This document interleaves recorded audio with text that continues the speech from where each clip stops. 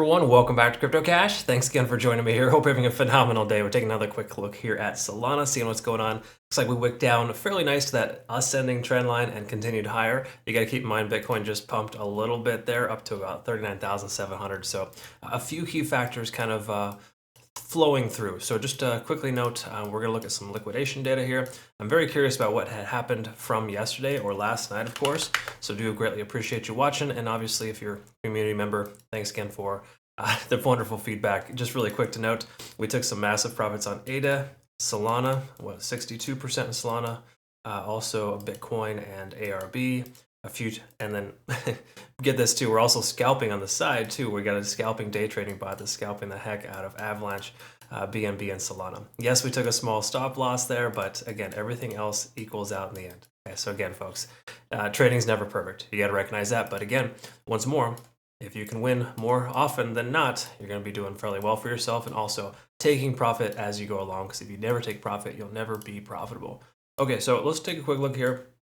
This hasn't changed too much. So there's more liquidation at about $66. So just keep in mind some shorts at a 66. They could get wiped out here soon if the price bounces off that fib level that we just looked at. Now again, a lot of that has to do with Bitcoin holding and maintaining its price point closer to 40,000. If it does pull back, again, most altcoins will too, just based on the whole Bitcoin dominance curve. Okay? We take a look here, of course, at $58 even as a close approximate. That is roughly where we have the largest amount of liquidation for longs. Okay, and again, that's roughly where that key level support is based on not only Fibonacci, but also previous resistances too that we had at 58. Okay, so if we take a quick look here at the 4-hour time frame, just to quickly note, this is kind of more of a worst case scenario, but if the price does continue to pull back, we could see this 0.382 level at about $60. Sorry, correction, at $61 potentially tested. Okay. Now, let's go ahead and talk about a few other key factors here as well that might have changed since yesterday. Money flow index is coming down, which makes sense. Of course, a lot of coins were overextended yesterday, pulling back. Again, we see that 0.382, 0.5 Fibonacci levels, potential reality. I think this 0.236 might be the initial trend setter, because you can see here we came up to this level about four 4-hour candles before it could break through. So 16 hours of continuation at that level, and the price comes up and comes down to retest that. Okay, that is roughly where the 20-day estimate is averaging itself out to, so there's potential there. My speculation is that 0.382 would be more likelihood, just based on the simple fact that the price action had a lot of volume at that price point and had difficulty crossing that plane, and a lot of times prices will gravitate towards that. We could even see a nasty wick down to 58 to wipe out those longs. Okay, so please be mindful, please be ready. I'm not saying this guy's going to fall here for Solana, I'm just saying that in general, we want to be aware of the fact the price could continue to pull back. It makes a lot of sense the price should continue higher, but again, I would just say be very careful shorting. I'd much rather wait for a long. But again, in this case here, we can see we hit an 8 on TD sequential, got that little reset. So we have consolidated enough to reset that countdown, so to speak, or the count up. And at this point here, we're looking pretty solid in the overall sense of things. Okay. Again, just some things to be aware of. Now, if we take a look below the price action, there's a fair value gap underneath 58. We've been aware of that for a while. Don't think we need to worry about that for now.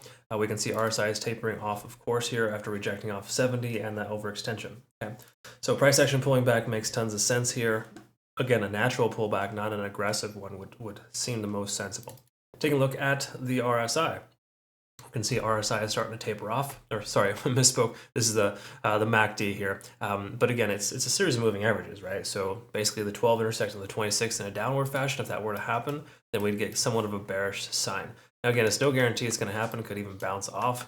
We're not even close to that level yet. We need another 12 to 24 hours to see that happen. But there's potential for that. Again, the way that this candle wick is forming here, concurrent with Bitcoin kind of repumping, for lack of better terms here. Again, it's not a massive amount, just maybe 1 or 2%. That's holding the price action in place. So we could very well just see the price continue upwards. So I know you're asking yourself, well, what the heck, which direction are we going to go?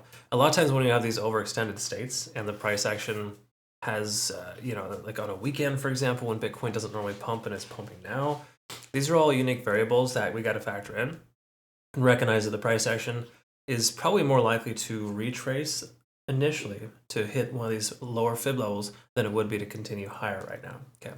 Again, last night it was a different story altogether, but we've lost that momentum. Bitcoin started to pull back a little bit, and it's one of those situations where we just kind of got to respect the situation here.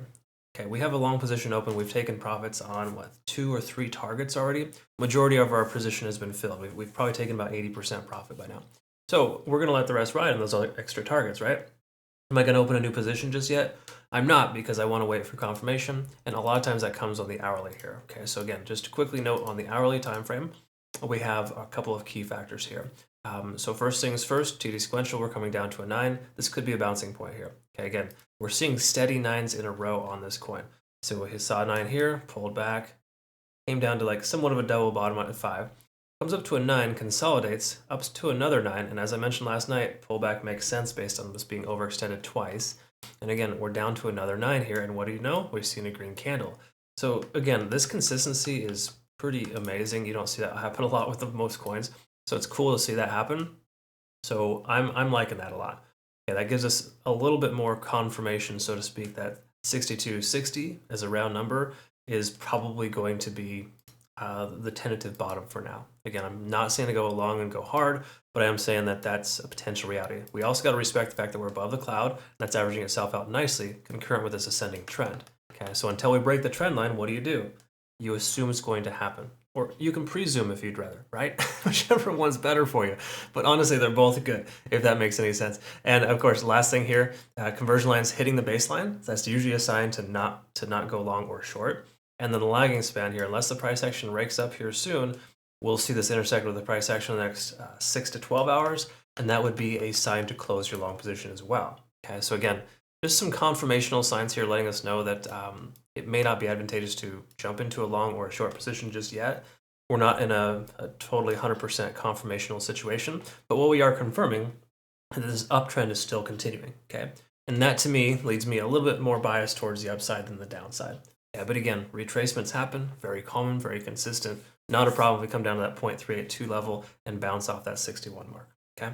All right, folks, that's kind of where we're at there. One last little thing that's extremely important, because I'm getting notification from my users that the US, if I'm not mistaken, is getting restricted for specific exchanges, such as BingX. It's one of our previous exchanges we used to use a lot. And with that being required there for like a VPN, it's just kind of the starting point of this big transition to full KYC. So Bitunix does not have that. No KYC, no VPN. If you use my link below, you'll be eligible for some significant benefit rewards. Please be sure to register with them. They have taken great care of us. I've been notified too that they're working on adding more trading pairs too. So awesome stuff there, but they are fantastic. Be sure to check them out when you can. All right, folks, that's pretty much all we got here. I got to check some alerts here and get on throughout my day, but I hope you all have a great rest of your day. We will see you in the next one, and appreciate, again, your patience over the weekend here. I'll be busy for the next couple weekends where I don't have as much content available for you, but I promise to take care of you Monday through Friday, and we'll be back on track for the rest of the year. Thanks again, folks. Have a good rest of your day. We'll see you soon.